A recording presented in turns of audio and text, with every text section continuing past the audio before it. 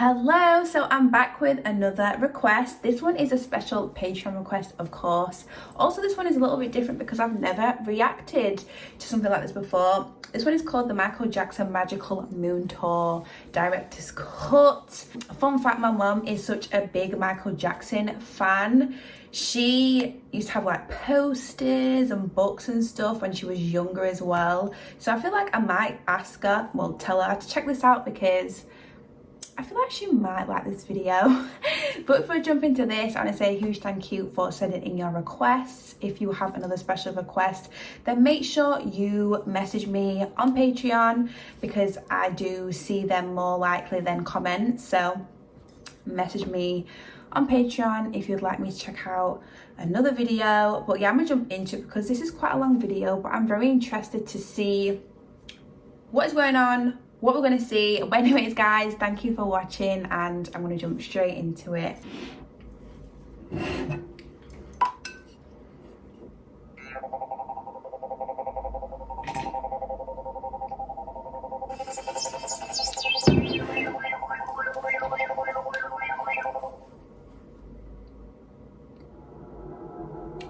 The year 2023, okay.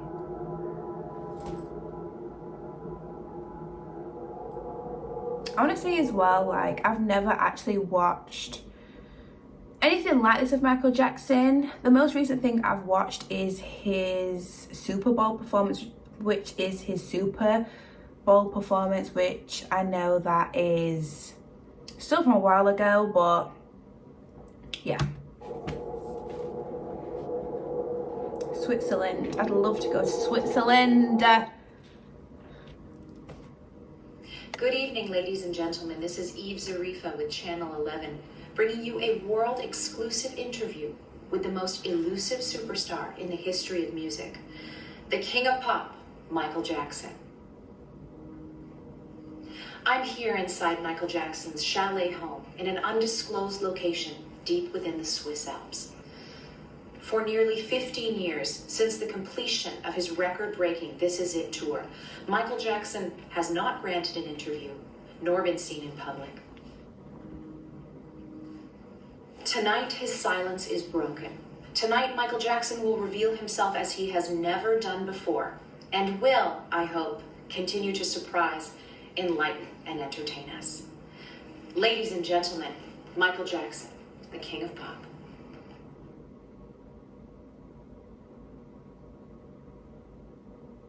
Good evening. Good evening.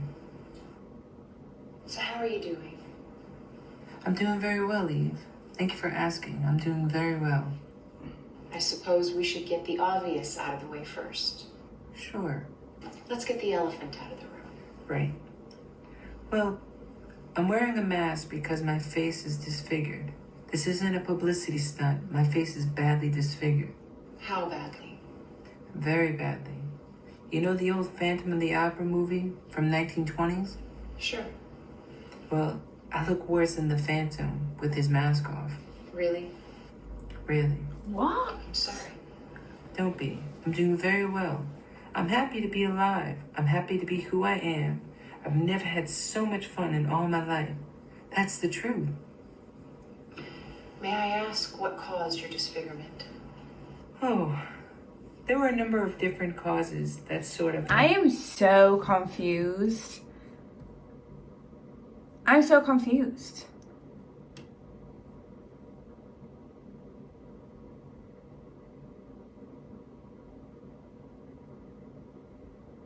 I'm just reading some of the comments in this. Someone said, "Hi sweetheart, voice is very much like him. Maybe he is using a voice disguise. Alive, I wish he was. Either way, Michael, I really love you. I will always admire you and the amazing man that you are." So I'm guessing that this, because obviously I didn't know what I was reacting to, I clicked the link, you know, and all that. I'm just reading the description as well. The film is set in the year 2023. Then okay. In an alternate reality where Michael Jackson is still alive. Okay, documentary is a dramatized interview between Michael Jackson and an interviewer named Eve. Okay, so maybe I should have read the description at first because I was very confused, but now I'm on the same page. We're all on the same page, okay? So this is basically a dramatized interview documentary. Okay, we're here. But the voice, let me just say this, the voice that this person is doing sounds just like Michael Jackson, just like him. All happened at the same time. We could talk about my medical details if you like. Maybe later. Is the mask real gold? Yes, it is. Well, it's gold-plated, so how gold would be way too heavy. It's very nice. Thank you. Well, now that we've got that out of the way, do you want to start at the beginning? Sure. Let's start at the beginning. Well, my name is Michael Joseph Jackson, and I was born in Gary, Indiana, the 7th of my parents' 9 children. Crazy. My father, Joe Jackson, worked in a steel mill and also played in a local R&B band. He would... What did your mother work as? At the time, my mother worked in a department store. My mother is a saint. And you lived on Jackson Street, right? Oh, yeah. We lived on a street called Jackson Street, coincidentally. Imagine 9 kids living in a 2-bedroom house. Crazy. We had to wait in lines to take baths. 11 people is a lot for a 2-bedroom house. Yeah. Yeah, our family's house in Gary was tiny. But at the time, it seemed much larger to me. Did you have many friends? I didn't have friends when I was little. My brothers were my friends. I Understandable. had some great times with my brothers. We played in the snow, had pillow fights. It got pretty rough sometimes. At what age did you officially join the Jackson 5? I guess when I was around 5 or 6. But I tell you what I usually say to people when they ask me about the early years of the Jackson 5. I was so little that I really don't remember much about it. I just sang and danced, and I didn't understand why people were applauding and clapping and screaming. I really never thought about it. I just did it, and it came out. And at the time, your father was your manager, right? Yeah, he spent a lot of time and money working with us. He'd sit at home with us every day after school and critique us. If you messed up, you get hit. Sometimes with the belt, sometimes with a switch. Marlon was the one who got in trouble all the time. He was very strict, very hard, and very stern. Well, he mellowed out a lot. He was tough, the toughest person I've ever met.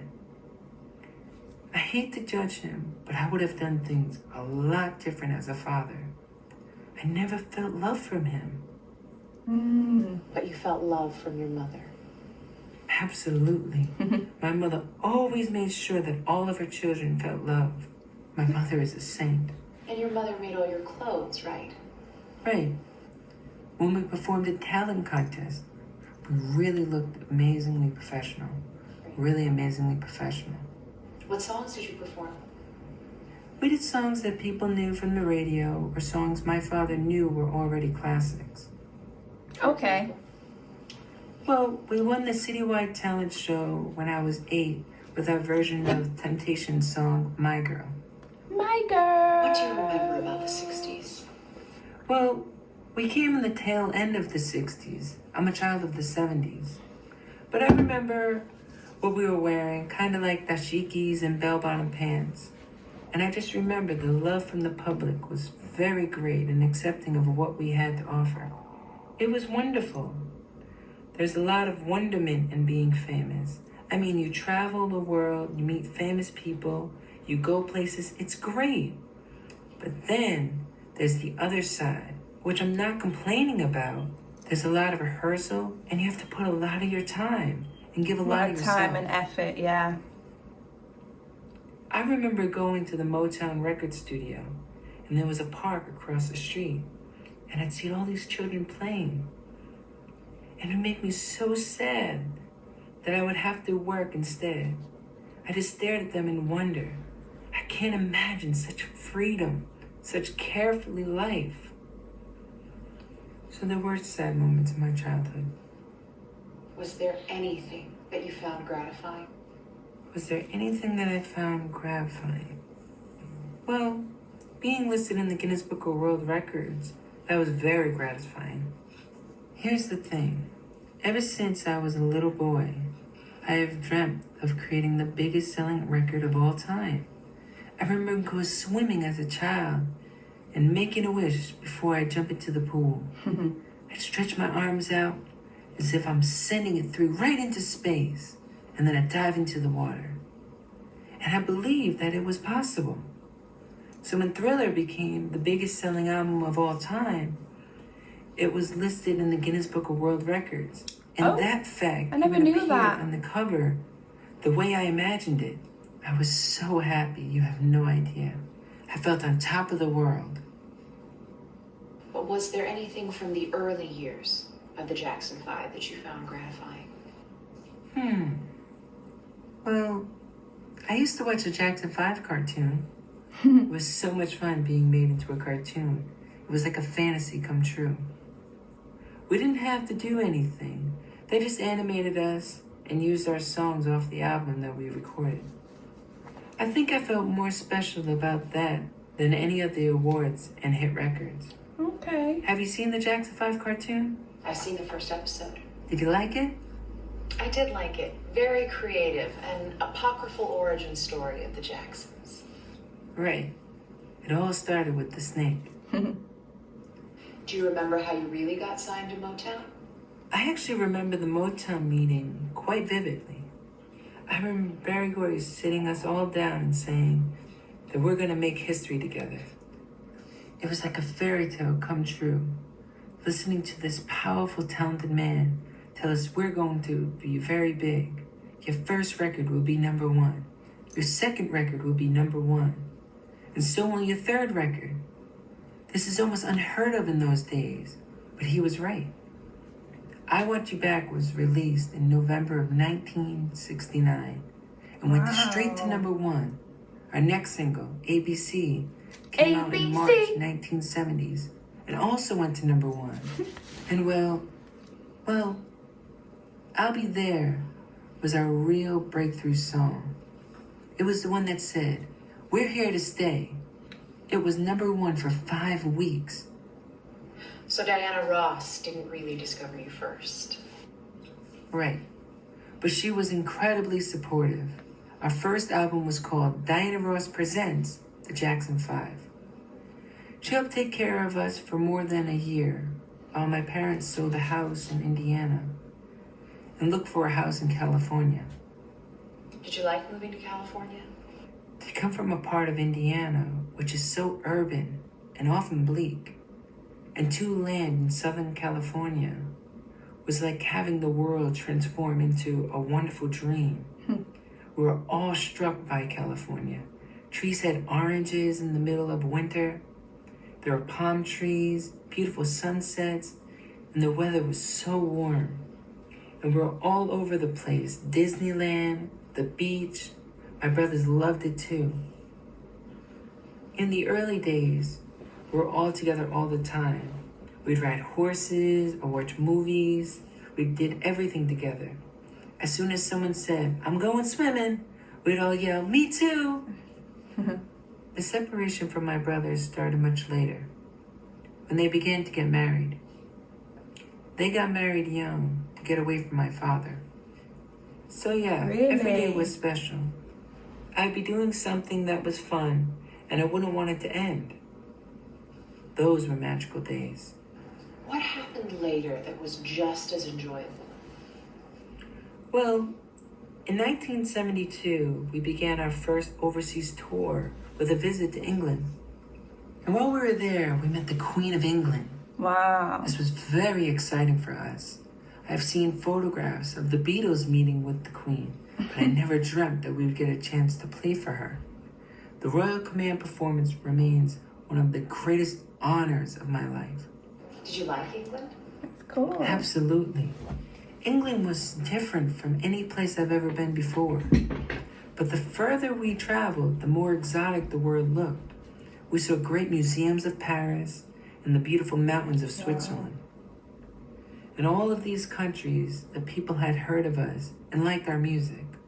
It didn't matter to them what color our skin was or which country we called home. If I had ever needed proof that all men could be brothers, I certainly had it during that tour. When did you leave Motown? 18. We had so many ideas we wanted to try out, but they were convinced that we shouldn't fool with a successful formula. Once a reporter asked a Black Power question, and the Motown person told them that we didn't think about that stuff because we were a commercial product. What does that even mean, a commercial product? I'm not sure, but we winked and gave the power salute when we left, which seemed to thrill the guy. Was it difficult telling Berry Gordy? It was one of the most difficult things I've ever done. We both talked out of anger, but we became friends again. It was Barry who said he hoped I'd audition for Motown's The Wiz. And Jermaine stayed with Motown, right? Right. Jermaine stayed with Motown. He was Barry's son-in-law, and his situation was more complicated than ours. Okay, I never knew. And so then Randy officially joined the group and took my place as the baby of the band. And you had to change the name of the group, right? Right. We're no longer known as the Jackson 5. Motown said that the group's name was a company-registered trademark, and that we couldn't use it if we left. So we called ourselves the Jacksons, which is actually our original name. And that's around when you did the Jacksons variety show. Yeah, I hate doing the television show. We had to dress in ridiculous outfits and perform stupid comedy routines to can laughter. It was so fake. I'm not a comedian. I'm not a show host. I'm a musician. When did you find your own internal direction as the Jacksons? By the Triumph album, we definitely found our own voice. But it was destiny that gave us the final burst of energy we needed to put together a perfect show with no marginal material. I'm proud of the Destiny album. It's too bad it got overshadowed by Off the Wall. How did you get involved with Quincy Jones? Well, I didn't want Off the Wall to sound like outtakes from Destiny. That's why I wanted to hire an outside producer. And so, Quincy Jones proved to be the best producer I could have asked for. I love Quincy Jones. I really do. He's a genius. And Off the Wall was your first solo album since you left Motown. Right. Don't Stop to Get Enough was the first song I wrote as a whole. That song was my first big chance, and it went straight to #1. Of course it did. Even though Off the Wall was a huge success, it received only 1 Grammy nomination. So I was very disappointed with the way it was accepted. And you didn't attend the Grammys that year, is that right? Right. I watched the ceremony on television. It was nice to win in my category, but I was still upset by what I perceived as rejection of my peers. That experience lit a fire in my soul. Understandable. All I could think of was the next album and what I was going to do with it. I say to myself, wait till next time. They won't be able to ignore the next album. And Thriller pretty much spawned from that. What was the goal of the Thriller album? What was the goal of the Thriller album? Well, people used to do albums where you get one good song and the rest were B-side. That is so true. Like, you literally can get, on an album sometimes, you can get like, even, maybe not even one good song. You might even get 2 or 3 good songs and the rest of them, you're not too keen on them and you'll skip them. I think I probably heard 2 albums in my whole life where I can listen to every single song and not skip them. So I 110% understand what he means when he's saying that. Where you get one good song and the rest were B-side. I say to myself, why can't there be a pop album where every song is great? Yes. So that was my goal of Thriller album. I wanted it to be truly great. Was it a lot of work making the album? Absolutely. Making the Thriller album was very hard work. But it's true. that you only get out of... Making the Thriller album was very hard work, but it's true that you only get out of something what you put into it. I'm a perfectionist. True. I work until I drop. Eventually, we came under tremendous pressure from our record company to finish Thriller. When we finally listened to the tracks we were going to hand in, Thriller sounds so crappy to me that tears came to my eyes. I felt devastated. All this pent-up emotion came out. I got angry and left the room. I told my people, that's it. We're not releasing it. There was a bit of yelling and screaming from the record people, but in the end, they were smart and understood. Because I knew it was wrong, the record would have been terrible. You simply have to take your time.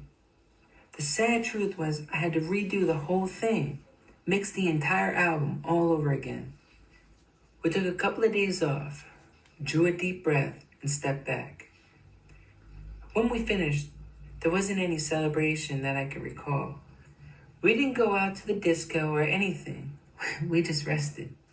Were you at least pleased with the finished product? Well, I'm never pleased with anything. I'm a perfectionist. It's a part of who I am. Really? Well, considering the amount of work I put into a project, I'm never pleased with anything. People just see the outcome of work. They never see the side of the work you go through to produce that outcome. Sure. When I have a great idea, I have an iron will. Were the music videos part of the original concept? Yes, the 3 videos that came out of Thriller, Billie Jean, Beat It, and Thriller, were all part of my original concept for the album. You know, why work so hard on an album and then produce a terrible video? Yeah. I remember the first time I saw MTV. My brother Jackie came and said, "Are you watching that show on TV? All they do is play music." I put it on, and I thought the concept was very interesting. I thought if I were going to do one, I would do something with a little entertainment value. Something with a beginning, a middle, and an ending. Like a story. Like a short film. Yeah. What was the goal of the Thriller video? Short film. My main goal for Thriller's short film was to do something that would be scary and exciting. What about the Beat It video? The Beat It short film is another concept I came up with. I wanted real gang members, so we round up some of the toughest gangs in Los Angeles Okay. and put them to work on the video. It turned out to be a good idea. The effect is menacing. You can really feel the experience of the streets. You know those kids are tough. It was nothing like actors acting. Good idea. Were you scared? Maybe a little at first, but we came to realize very quickly the gang members were actually very polite and humble. During breaks, they all cleaned up and put their trays away. It was very sweet. They were a nice bunch of guys. Like all of us, they just wanted to be seen. I've always wondered if they got the same message from the song that I did. Is it safe to say you knew the Thriller album was going to be a hit? Yes, not to be arrogant, but yes, because I know great material when I hear it.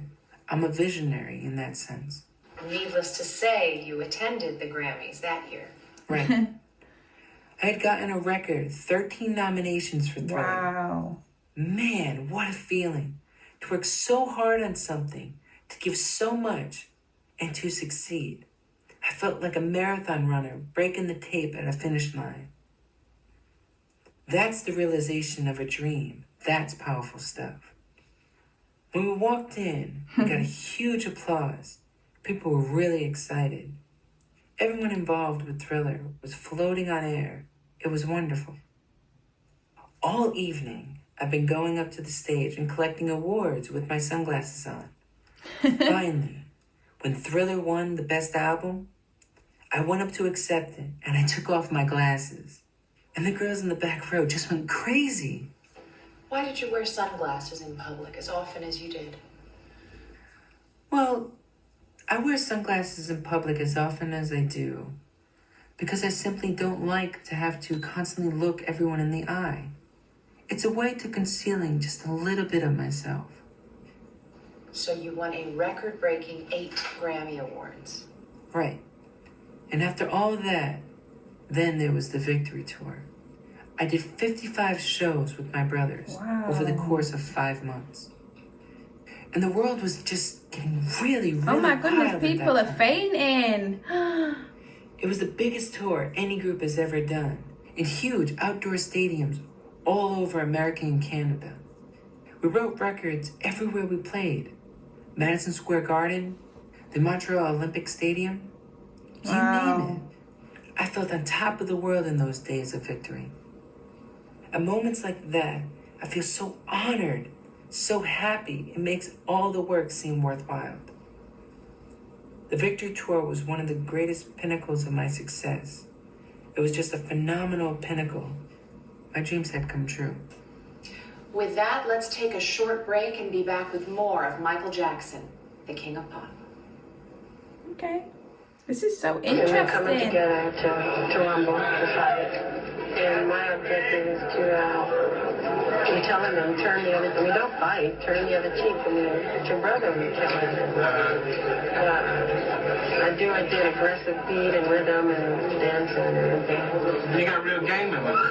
Yeah, we have real gang members, integrated in with dancers. We got lots of real gang members in it. The crowds were Not on tour. I get afraid of, well, I don't know people. I get afraid of people sometimes. It's a whole other life that I haven't really experienced that. Like friendship is a thing I'm just beginning to learn about. I was raised on the stage, and that's where I'm comfortable. And everything else is like foreign to me. I'm just beginning to know and learn about people, friendship, things like that. So you never really hit the streets, huh? I know nothing about it.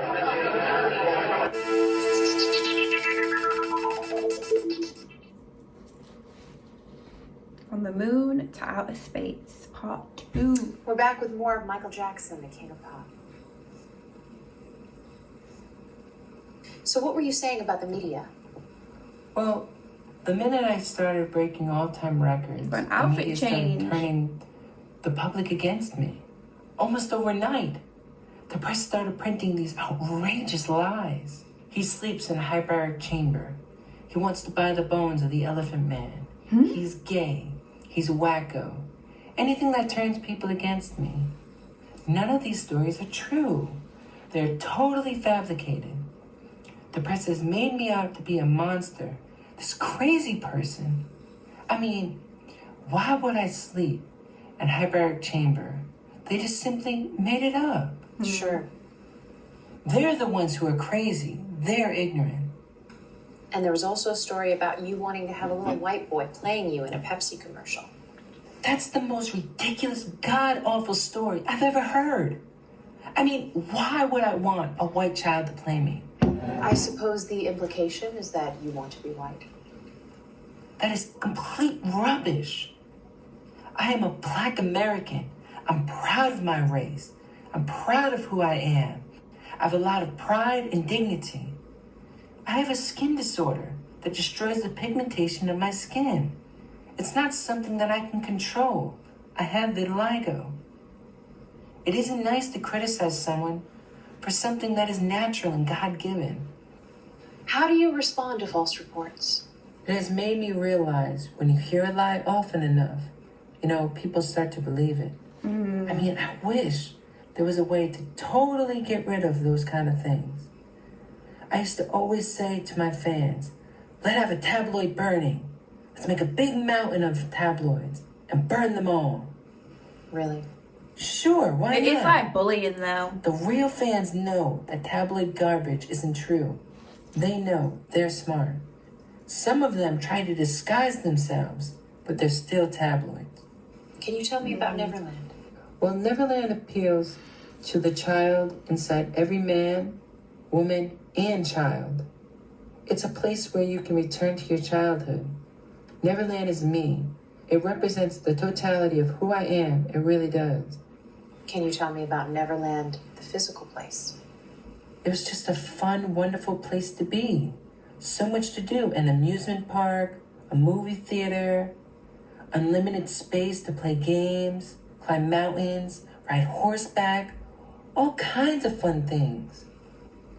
It seems like you put a lot of thought into it. Before you get to the house, you pass through these tattered ranch gates, right? Right, you pass through these tattered gates, so psychologically, you really feel like you're coming to a ranch. So when you go around the bend, I wanted to change to Technicolor, like the Wizard of Oz does from black and white. Mm-hmm. Sure, with all the rides and the carousel. Right.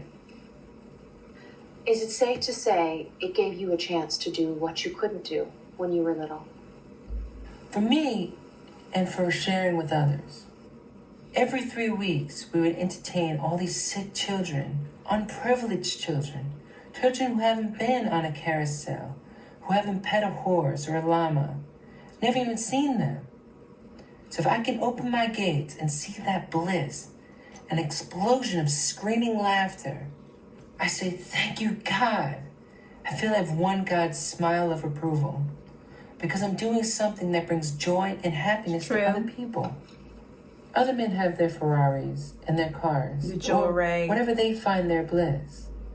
My bliss is giving and sharing and have simple, innocent fun. Is it safe to say you can relate better to children? Yeah, I relate to them much easier. They don't come with all the baggage and stuff. They just play. They just want to love and be loved. When I see children, I see the face of God. That's what I see. That's why I love them so much. They saved my life. I'm not joking. They saved me. I have such concern for the plight of children. I feel their pain. I really do. Do you think your concern for children is a result of you having a perceived non-existent childhood? Maybe. That's what I'm today, thinking. it's not just child stars that have suffered from a non-existent childhood. Today, it's a universal calamity, a global catastrophe. Childhood has become the great casualty of modern-day living. Children are constantly encouraged to grow up faster. Scores of children worldwide are being denied the joy and security of childhood. A child's mind needs unconditional love and the nourishment of magic and wonder. Sure. They need the world's awareness. And if I can be that light, that pedestal, just to shine some light on who they are and the importance of who children are, I really think it's my job to help them. I think it's my calling. I don't care if people laugh or what they say. Children don't have a mouth to society. I feel that is something really, really in my heart that I'm supposed to do. So tell me about We Are the World. Well, We Are the World is one of the most favorite things I've done. I was proud to be a part of that song. I think it's a very spiritual song. What was the goal of the Bad album? Well, The Way Make Me Feel and Smooth Criminal Woo! are simply the grades I was in at the time. That's how I would put it. Were you pleased with the Bad album? Well, it's tough because I'm competing against myself. But I was satisfied with what we achieved. Do you enjoy performing? Absolutely. I love it. If I wasn't having fun, I wouldn't do it. I do it because I truly love it. There's no greater bliss than dancing and performing. It's like a celebration. And when you're caught up in that place where certain performers go, it's like being in a trance. Certain performances, like the Motown 25, when I did the moonwalk for the first time on stage, Yeah. I just remember Woo! opening my eyes Yay! at the end of the piece and seeing a sea of people So standing good. up and applauding. I was surprised because I was in another world right in the moment. You're connected to a higher source, and you just go with the moment, at one with the moment. And the audience is up there with you. The audience plays off that. There's like a telepathy going on, like fish swimming in a school. They're on the same line. Sure. You're above it all. It's gone. The point of no return. It's so wonderful. It is divine. It is pure. It is revelation. is a divine energy. Some people look down on it. Religions sometimes look down on it because they try to say it's demonic. It's the devil. It isn't. It is godlike. It is pure godlike energy. You feel God's light. So it's safe to say you're still very religious. Well, it depends on what you mean by religious. I believe in God. Absolutely. I believe in God very much.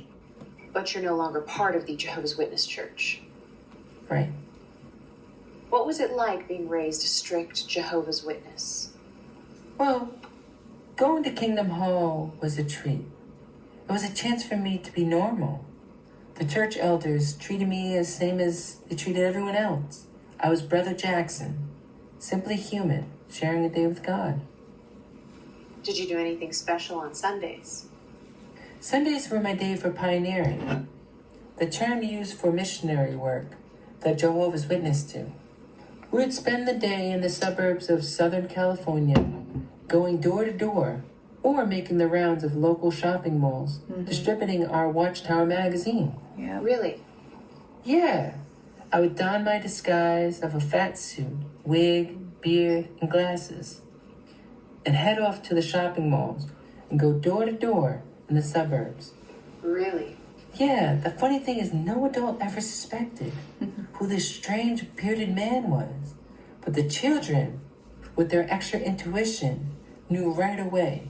By the second round of shopping mall, I'd find myself trailed by 8 or 9 children, like the Pied Piper. They would follow and whisper and giggle, but they wouldn't reveal my secret to their parents. Really? Yeah, I continue my pioneering work for years and years after my solo career has been launched, up till 1991, around the time of the Dangerous Tour.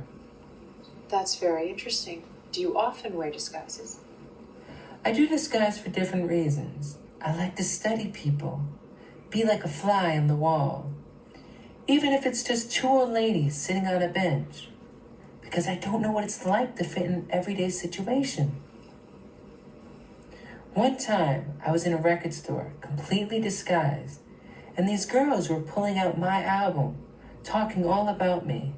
I literally was next to them. It was wonderful. I loved it. Did people ever realize that you were disguised? Sometimes, you can trick a guy quicker than you can trick a girl. Girls are very smart, you know. May I ask why you left the Jehovah's Witness Church? Well, there are a number of reasons. Such as? Well, because they can discriminate sometimes in the wrong way. In what way? Like Halloween. I missed out on Halloween for years, and now I do it. It's sweet to go door to door and people give you candy. We need more of that in the world. I cry behind my mask. I really do. The kids come, they open their bags, and they go, "Oh, look at that little one." And it's just so sweet, the way that they respond. That part of America I'm proud of. Were there any church teachings that you disagreed with? Sure. Such as? Like the story of Adam and Eve and the snake. I think that myth is very misunderstood. The snake may be the oldest victim of bad press. That's interesting. I remember having a problem with that story, even as a child. Was it difficult leaving the church? Absolutely. But I was comforted by the belief that God exists in my heart and in my music. And beauty, not only in a building, but I still miss the sense of community that I felt there. I could have really used their support in my darkest hour. Can we talk about that? What, my darkest hour? Yes. If you like. When did it start? It's hard to say. Perhaps with the first accusation of child molestation? Perhaps. Or maybe before. It's hard to say. Can you tell me about the first accusation? Oh, I was blatantly extorted. But you settled, right? Yes. Can I ask why you settled? You mean, why did I settle if I was innocent? Yes. Well, I just want to get on with my life. Because I knew how it would look. This could be something that could go on for years. And I didn't want to do a long, drawn-out thing. All these lies and these tabloid shows. Just lies, lies, lies. Because I knew how it would look. And just for the record, I will say again, I have never and would never harm a child. Before I hurt a child, I would slit my wrist. And life is very beautiful and precious to me. But I would slit my wrist before I would hurt a child. I suppose the Martin Bashir video didn't help much. Yeah, right. Do you still maintain that it's all right for an adult to sleep in the same bed as a child? If you're gonna be Jack the Ripper, it's not a good idea. But who's Jack the Ripper in the room? I'm the guy in the sleeping bag on the floor. I didn't sleep in the bed with the child. I slept on the floor. But even if I did sleep in the bed, it would still be okay. I slept in the bed with Macaulay Culkin when he was little. Macaulay was on this side, and his brother Kieran was on the other side. It was very sweet. We need more of that in the world. Can you tell me about your arrest? Oh, it was a complete travesty of justice. They searched my office without a warrant, and they also manhandled me very roughly. Really a complete travesty. 80 policemen in one bedroom. That's really overdoing it. I won't live there ever again. I'll visit Neverland. It's a house now. It's not a home. So you would not want to be buried in Neverland? I didn't say that. I said I would never live there again. I've always said I want to be buried right where there are children. I want them next to me. I would feel safer that way. I need their spirit protecting me. Can you tell me about the trial? Oh, it was a nightmare for me and for my family. They did it to try to belittle me, to try to take away my pride. But I went through the whole system with them. And at the end, I wanted the public to know that I was okay, even though I was hurting very, very badly. But you were acquitted and vindicated. I just don't like it when people hear about false information. And it's sad when people believe it. How did you cope? Well, I gained strength from God. I gained strength from the fact that I know I'm innocent. I know eventually the truth will prevail. And I'm about truth. I'm a strong person. I'm a warrior. But it's very painful. At the end of the day, I'm human, you know? I'm still a human being. So it did hurt very, very much. I could almost see the spirit flowing out of me, like plumes of cigarette smoke. Is it safe to say that you were spiritually wounded by the experience of the trial? Sure. And there are so many sharks in this business searching for blood. In what way? I've seen the worst, the nightmare of the human condition, the human soul. I've had adults with tears coming down their face saying, "Michael, I'll never hurt you." That's the kind of crap that I've been through. Tears rolling down and hugging me. In several interviews, you made reference to a conspiracy. Yes, Do you still believe there was a conspiracy against you? depends on what you mean by conspiracy. A malevolent plot? Absolutely. That's a fact. My life was threatened. May I ask who threatened you? Oh, the first time it was a woman, one of my employees. I used to have hundreds of employees working for me. She was a minor employee. We were just talking when suddenly her expression changed and she said, "You know, we could have you killed. Stop what you're doing." What did she mean by stop what you're doing? Well, at the time, I was sort of trying to retake control of my life, cutting ties with people I suspected were part of the conspiracy. Did you tell the police? Not that time.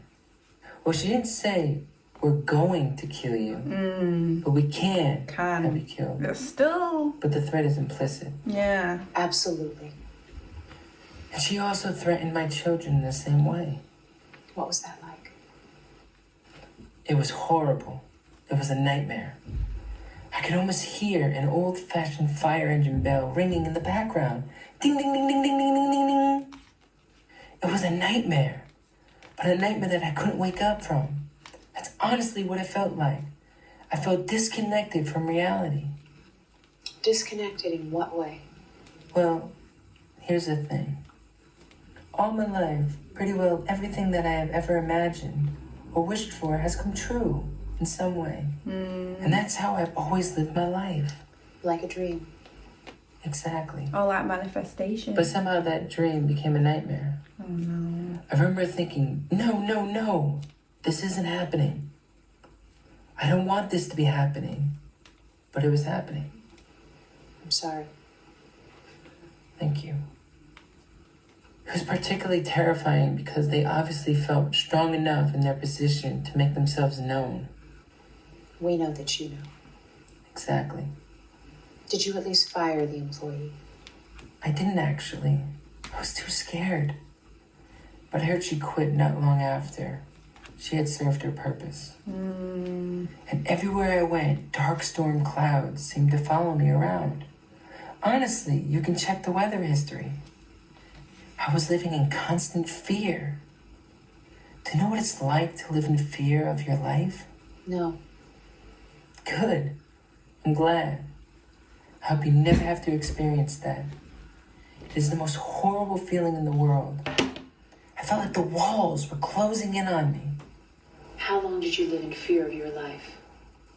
Years. Really? Sure, years and years. I've been through hell and back. And anybody else would be dead as a junkie right now who has been through what I've been through. They tried their hardest. How did you cope? I'm going to say this. I know that I've not really been pausing because I'm so locked in right now. But how he's just said, if people went through what he went through, they'd probably end up dead, a drunk or on drugs or something. But we do see that in this celebrity world. Like, we do see people go through things. I don't know what they go through. Or we do know what they go through. Do you know what I mean? But what I've noticed is that something does happen to them. Like, they might, have to go to rehab, or they're on drugs, or they're drinking or something. And so what he's just said kind of just made me think we do actually see that with a lot of famous people. So, yeah. Think about flying through the air with the wind in my face. I would imagine flying in Africa. I would go way up high, and I'm so happy up there. I think the feeling of flight is one of the most wonderful things I have discovered. It's freedom. It's bliss. It's quintessential bliss. It's the height of fun. Do you still think about flying? No, because now I feel that free all the time. I really do. It's wonderful. I'm doing very well. I'm glad to hear that. Thank you. So you were using painkillers to escape from reality? Right. These were drugs that were prescribed by a doctor for physical pain. These were very strong drugs, like propofol and lorazepam. Can you tell me about the This Is It tour? Sure. We did 50 concerts over 8 months in the O2 Arena in London, England. 50 concerts, that's a lot of shows. Yeah, it started out as only 10, but they all sold out less than an hour. Was it a lot of work? Not really. I'm most comfortable on stage. I was going to say, he's But the probably preparation used to for it. the tour was a lot of work. When I take on a project, I believe in it 100%. I really put my soul into it. I die for it. That's how much I love the fans. Do you think you risked your life? Sure. But it's all for love. Love. It was a particularly stressful time because I was secretly making arrangements to disappear, to go into hiding. Really? I suppose if they had suspected, I wouldn't be here talking with you today. How soon after the final This Is It concert until you disappeared? The same night. Really? Yeah, the same night. My children were already there because they had appeared on stage with me. So after the final encore, I went backstage and the adrenaline was still flowing and I knew it was time to go. I could almost hear Beat It playing in the background. You know, just beat it. Just beat it. Sure. So I took a deep breath and I headed for the door. And I could hear them calling out to me, Michael, Michael, you can't just leave. Michael, you have a contract. I could tell from the desperation in their voice that I had fooled them. What did they mean by you have a contract? Well, I had agreed to do these post-concert interviews so that no one would suspect anything was out of the ordinary. Really? Yeah. They even tried calling out to my kids, but I was like, just keep walking, Prince. And he understood.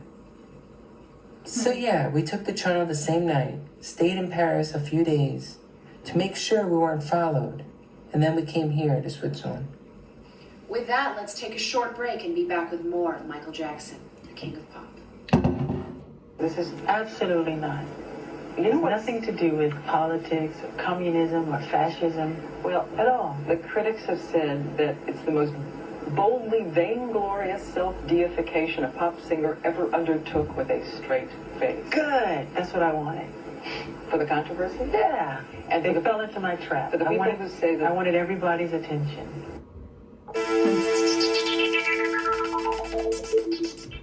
He's so well spoken. From outer space to eternity. We're back Part with more of Michael Jackson, 3. the King of Pop. Okay, Fitz. So, how did you adjust to retirement? Well, the first 2 years were kind of like a transition period. I was selling off property and possessions and settling various lawsuits. And because of the pending lawsuits, you can't return to the United States, right? Yes, but that's okay. I don't care to stay in America anymore. It was reported in the media that you were selling your possessions because you were broke. That is a tabloid's lie. I mean, why would I be broke? I own 50% of the Sony catalog. It's a huge catalog and very valuable. I sold my possessions because there were things I didn't need anymore. I even donated most of the profits to charity, honestly. You know, just enough to live modestly and make sure that my children are financially protected. So the first 2 years were a transition period. Right. There was still some residual fear because I lived in fear for years and years, like I was saying before. But after a while, I remember thinking, you're safe, you're safe. They don't know where you are. You're safe, you're safe. And after that, I just remember feeling an overwhelming rush of jubilation. And then a state of indescribable bliss and sacredness. A state of uninterrupted, deep peace and thankfulness. Every night I would go to bed in complete bliss. And every morning I would wake in pure joy. How long did that serenity last? 2 years, 2.5 years. Just so thankful to be alive in the state of the most intense joy and exquisite ecstasy. I grew a beard. Really? Yeah, I grew a thick beard. I never wore a full beard before. It was wonderful. I've had some amazing good times. What would you do all day? I would walk around or sit on a park bench. You know, just marveling the beauty of creation. Looking over some landscapes of beautiful skies where the clouds are hues of pink and gold. I would start to pray to God. This is so beautiful. Thank you for making the heaven and earth such a beautiful place. Thank you. Thank you so much. May I ask when your disfigurement started? Around 5 years after the This Is It tour. And this is what brought me back down to earth. It reminds me that I'm still flesh and blood. So you've lived with your disfigurement for around 10 years. Right. So you feel comfortable with your condition. I feel great, Eve. Thank you for asking. Do you always wear the same mask? I wear a lot of masks. If it's just my family or my nurse, I usually wear something like a surgical mask and without a wig. You mentioned that your disfigurement was the result of a number of different causes that sort of happened at the same time. Yes. May I ask if plastic surgery was one of those causes? Not that I know of. I don't think so. It's just my nose. You know, honestly, they go too far. It's just my nose. All these charges are ridiculous. If they were true, I would say so. But they're not. It's my face. I think I would know. And these are things an autopsy would confirm. Exactly. I don't know why I have been singled out. Elvis had his nose done. Did he? His lawyer told me. So how have you changed since you I retired? didn't know that. How have I changed? Well, you might have noticed some gold records hanging in the other room. Sure. Well, I never used to put any of my awards or trophies in my house. I put them all away in storage because I didn't want my subconscious mind to think that I've done it all. It makes me feel you've accomplished. Look at what I've done. Do you think that by not displaying your awards, you deprived yourself of pleasure or happiness? Absolutely. But it was the best way I could think of to make a good product. And it's all for the sake of goodness, because my message is for goodness. I'm not saying I'm holy, but I'm saying heal the world, save our children, save the forest. There's nothing wrong with that, right? Sure. When did you start displaying your awards? A couple of years after the This Is It tour, I was going through some old boxes in storage where I found the box with all my Grammys and other awards. It was great. I was the only one awake in the whole house. I stayed up all night putting up all the awards and trophies. It was wonderful. I felt so proud. That's a lot of awards to hang. 13 Grammys, 40 Billboard Awards, 13 Wow. MTV Awards, and 56 Yes. gold and Well, platinum now. records. That's a lot of awards.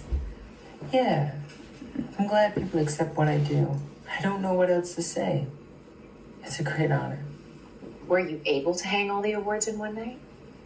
Well, some of them are hanging in other properties, but the Grammys are here. They're in my bedroom. So you still own other property? I have a modest property on all the continents. I'm not sure I would call this a modest property. The main hall is huge. Well, compared to some mansions in America, it is modest. It's beautiful with the timber ceiling and all the shields. Thank you. Do you like it here? You mean in Switzerland? Yes. Sure. I've always liked fantasy and fairy tales, and that's what this village kind of reminds me of. Like something from a Brothers Grimm storybook. Exactly. They still have things like chocolate stores with elaborate clockwork dioramas, you know, with moving forest animals and lumberjack gnomes. Would have loved to have seen things like that as a child. And of course, the mountains are beautiful. You saw the view, right? It is hard to miss. I wake up to that view every morning. Also, I spend a lot of time in Africa. The scenery is beautiful, but I'm totally allergic to the sun. So what else is different? I will write, direct, and produce movies. Really? Really. I love film very, very much. I think it's the most expressive of all the art mediums. In film, you live in the moment. For 2 hours, you can be transported to another place. Films can take you anywhere. And man, they're in the palm of your hand. It's unbelievable. I like to get 6 great movies behind me. What sort of movies are you going to make? All my stories are going to be from the perspective of children and how they see the world, because that's what I can relate to. I also want to do one adult film, just to show that I can. I've always wanted to do film, but the tour has gotten in the way. Are there any filmmakers that have influenced you? Absolutely. I love all the greats. The greatest education in the world is watching a master at work. For example? I always say the guy who designs the roller coaster is the real showman. First he takes you up, way up, and you go, oh my God, why did I do this? Then you go straight down, and then a little bit, and maybe upside down. And then you get a funny feeling in your tummy. A real showman. The guy who creates the dips. I love the Because feeling. he understands rhythm and structure. And that's very important. Do you watch any contemporary movies? Not many. So many people are doing the same thing. Sure bet, only the public gets bored, of course. What music do you listen to? I actually mostly listen to classical music. Really? Yeah, I love all the greats. I love, of course, all the Beatles stuff. I love the Beatles music. I love all the early Motown, Sam Cooke, the Famous Flames. I love a lot of the show tune writers. I love melody, English melody, and the rhythm of Africa, which is the root of rhythm. Africa is music, is the origin, is the dawn of existence. They say the harmonies of the angelic choir are incredibly complex, but the rhythm is simple. Do you listen to any contemporary music? I don't really listen to a lot of music today, but there is some good music being made. The Heaven 17 and Johnny Burnaway. Oh yeah, Johnny Burnaway's great. Very creative. Yeah, I love an artist who doesn't play it safe. Can you tell me about the songwriting process? Well, the songwriting process is something very difficult to explain. I let nature take its course. I wish and I don't could force write it. music. It has to be given to you. It's the most spiritual thing in the world.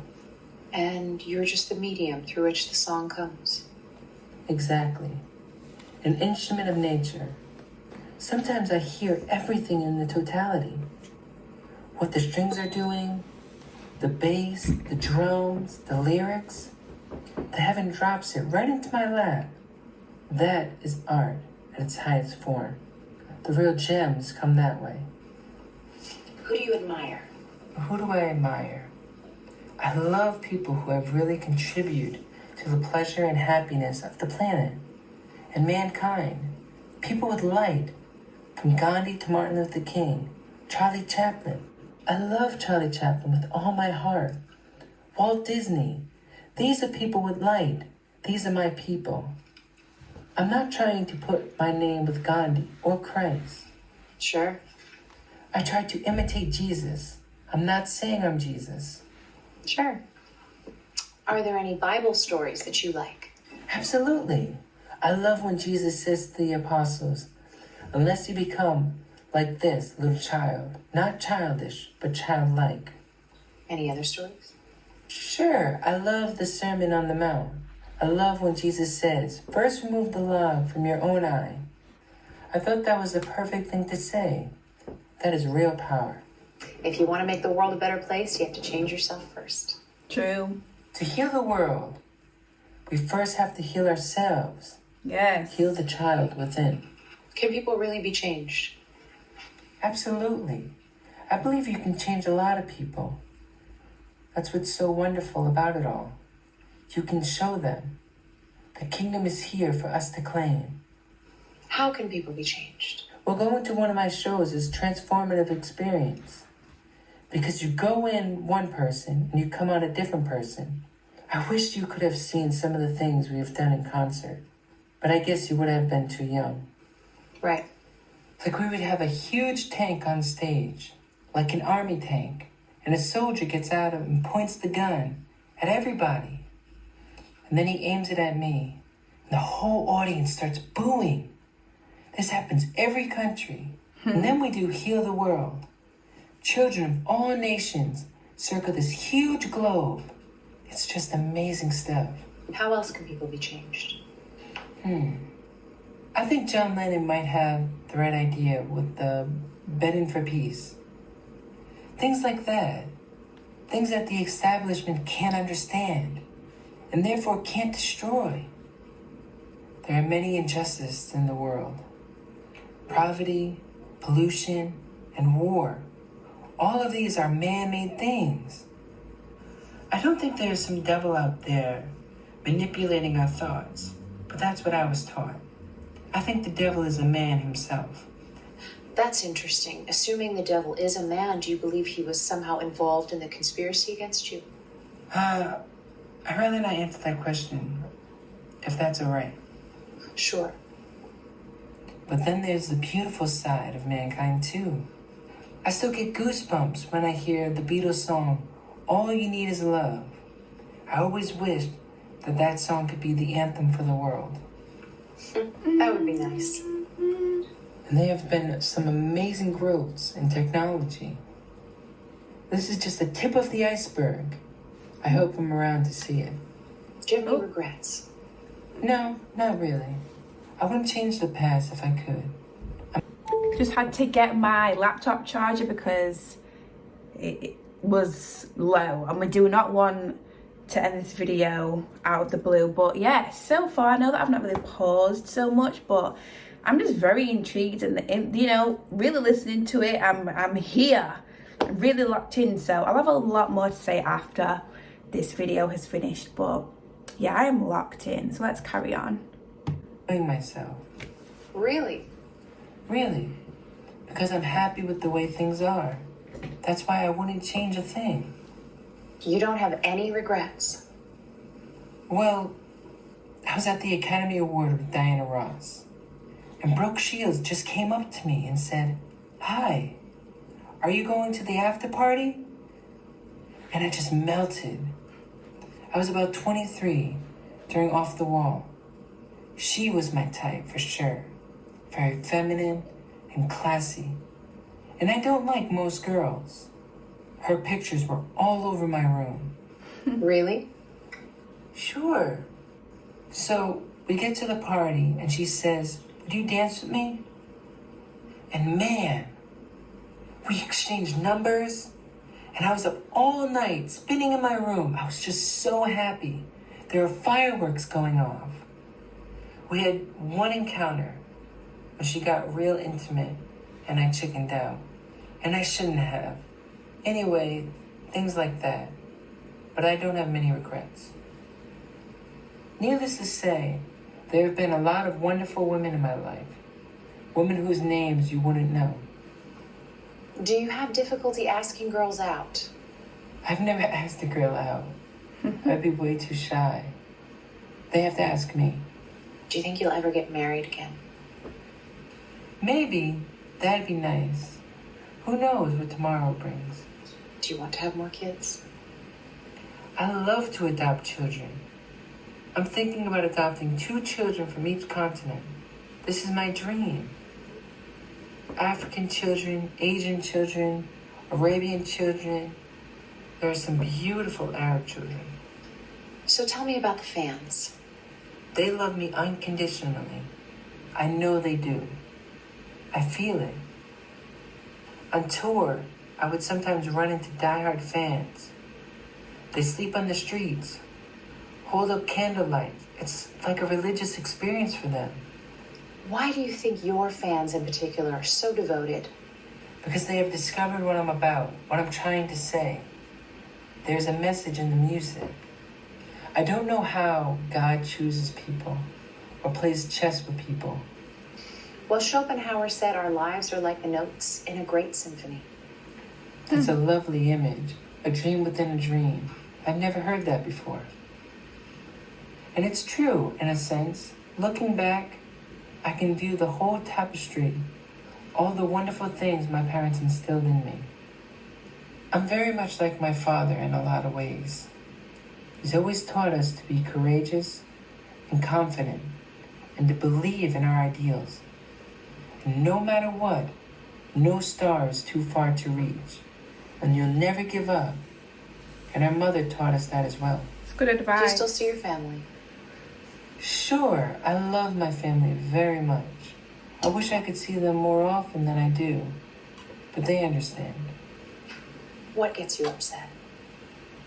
I get upset if some idiot, worse than a stooge, says something stupid and completely untrue. But I try not to be angry Lies. because I'm only hurting myself. What do you love? What do I love? Being able to give back. to help other people. And I love creating, to put my soul into something. I don't know the psychology of it or whatever. I just love working hard on something, putting it together, sweating over it, and then sharing it with people. That gives me great satisfaction as an artist. What else do you love? I love the power of mystery. I really do. I think it's very powerful. If you remain mysterious, people will be more interested. Sure. Leave something to the imagination. Hold back and build yourself up. Give yourself a certain kind of class. Make them reach out for you. Like you never see me on an award show saying, the nominees are. And I used to get asked to do every show. My brothers are the opposite. They will do any award show that asks. Do you think that by fostering an air of mystery, you have contributed to the public misconception about you? Maybe, but the media would always try and twist what you say or simply make it up. To be honest, I wasn't aware that the world thought I was so... I think they literally do that because I think the media twists and turns things to get clicks and for people to buy their like newspapers and magazines, because I feel like we all do it. Like when we see an outrageous title or see something, we're like, what? And then we'll click it because we're like, what? And then we'll read it. And most of the time, it might not even be as bad as the title, but they've just got you just so you can click, you know? And it's bad because, yeah, it's just bad behaviour. It's just not the greatest, is it, you know? Make it up. To be honest, I wasn't aware that the world thought I was so weird and bizarre.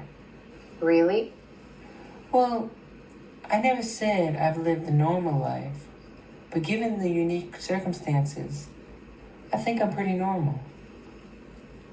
What advice would you give an aspiring artist? What advice I would give? I would tell them to make a good product. You know, greatness is greatness. Great art is forever. Culture changes, fashion changes. Great art is forever.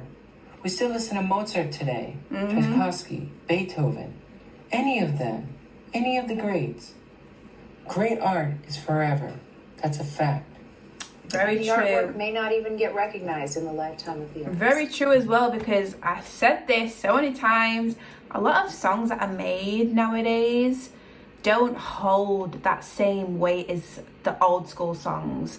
Like I can go back in the 80s, 90s and I can happily jam and listen to that music now, but I just can't imagine me getting older and thinking, oh, let me go back to 2004 and let's see what the music's like then and listen to that. I just don't think it holds the same, like the weight doesn't hold the same. It just doesn't. Let me know what you think in the comments. But yeah, I was literally thinking that the other day. Right. What's important is how the story ends. Do you have any other advice for an aspiring artist? Work hard. I mean, really work hard. Be the best at what you can do. Get to know more about your field than anybody else. I'm a very strong believer in working hard. But enjoy it, you know? Like, be mild-spirited, playful. Have some fun. You gotta have some fun, too. My mind never stops. I'm always creating. I never stop. But I love a good water balloon fight. Or, you know, play around, goof off. Have some fun. So you still have water balloon fights? Absolutely. I'm still the king of water balloon fights. Any other advice? Always believe in yourself, no matter what. No matter who's around you that's being negative or thrusting negative energy to you. Totally block it off. Because whatever you believe in, you become. In the end, the most important thing is to be true to yourself and those you love. How have you come to learn what you know? Learning from nature and learning, you know, just watching and studying. Being a serious observer. When you have seen the things I've seen and traveled all over the world, I've traveled the world over 8 times. I have slept in some crazy places. I really feel like an old soul, someone who's seen a lot and experienced a lot. In soul years, I'm sure that I'm at least 100. Well, I don't feel like I'm talking to a 65-year-old. How is a 65-year-old supposed to act? I'm not sure. How would you like to be remembered? How would I like to be remembered? As a person who came and brought some light to the world, some escapism. Also as the voice for voiceless children. May I ask why you waited so long to grant an interview? 15 years is a long time. Well, to be honest, nobody ever asked me. I guess everybody just assumed I would say no. Really? Well, I think Barbara Walters requested an interview. But why would I want to put myself through that? Is there anything else you'd like to say before we conclude? I just want to say to all my fans in every corner of the earth, every nationality, every race, every language, I love you from the bottom of my heart. Thank you very much. No, thank you, Eve. Please come back and visit anytime. Ladies and gentlemen, Michael Jackson, the King of Pop. Thank you guys so much, and I love you all. Thank you. This is Eve Zarifa with Channel 11. Ladies and gentlemen, the King of Pop, Michael Jackson.